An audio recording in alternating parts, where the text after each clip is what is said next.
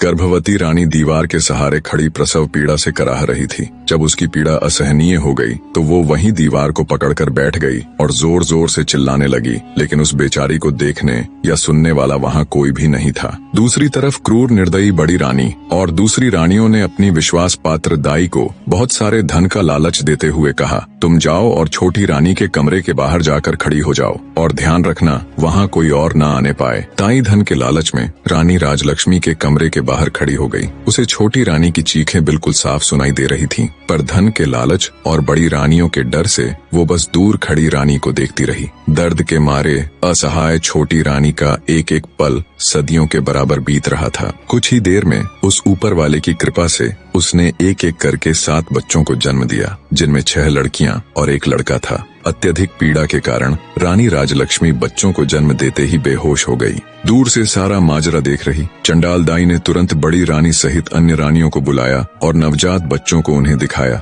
वे सब ये देखकर हैरान थीं कि छोटी रानी ने एक साथ 7 बच्चों को जन्म दिया है और सभी बच्चे बिल्कुल स्वस्थ और तंदुरुस्त हैं। मारे जलन और ईर्ष्या के उन सबकी आंखें विस्मय से फैल गईं। वे सब अपनी किस्मत को धिक्कार रही थीं कि कहां हम में से किसी को भी एक बच्चा तक नहीं है, और इस गांव की गंवार को एक साथ 7 बच्चे हो गए और वो भी बिल्कुल स्वस्थ। पर कोई बात नहीं, जो हमें नहीं मिल सका वो हम इस गंवार को भी हासिल नहीं होने देंगी। क्रोध और ईर्ष्या में अंधी हो चुकी बड़ी रानी ने दाई को आदेश दिया, तुम तुरंत जाओ और कुछ ईंट पत्थर के टुकड़ों को लाकर बेसुध छोटी रानी के पास रख दो। रानी का आदेश मिलते ही दाई तुरंत कुछ ईंट और पत्थर के टुकड़े ले आई और उन्हें छोटी रानी के पास रख दिया। फिर बड़ी रानी ने बेरहमी से दाई को आदेश दिया कि अब इन नवजात बच्चों को जंगल में ले जाओ और इन्हें मारकर जमीन में दफन कर देना। इसके बदले हम तुम्हें इतना धन देंगे कि तुम्हारी 7 पुश्तें बैठकर खाएंगी। धन के लालच में अंधी दुराचारी दाई खुश होते हुए उन बच्चों को लेकर वहाँ से चली गई। उसके जाने के बाद रानियों ने वहाँ से सभी निशान साफ करके ईंट पत्थरों को छोटी रानी के पास रख दिया और सभी अपने कमरे में चली गई।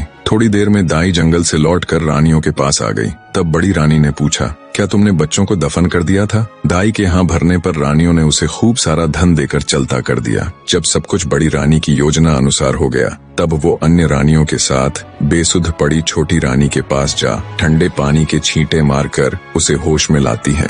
होश में आते ही छोटी रानी ने पूछा, मेरा बच्चा कहाँ है? मेरा बच्चा कहाँ है? मुझे क्या संतान हुई, लड़का या लड़की? पास पड़े ईंट और पत्थरों की ओर इशारा करते हुए बड़ी रानी बोली, ये देखो, तुमने इन ईंट और पत्थरों को जन्म दिया है। ये सुनते ही छोटी रानी एकदम से आश्चर्य के साथ सन्न रह गई और बोली, ऐसा कैसे हो सकता है कि मैंने ईंट और पत्थरों को जन्म दिया है? नहीं, ये नहीं हो सकता। मैं ये मान ही नहीं सकती कि मुझे बच्चे की जगह ये ईंट और पत्थर हुए हैं।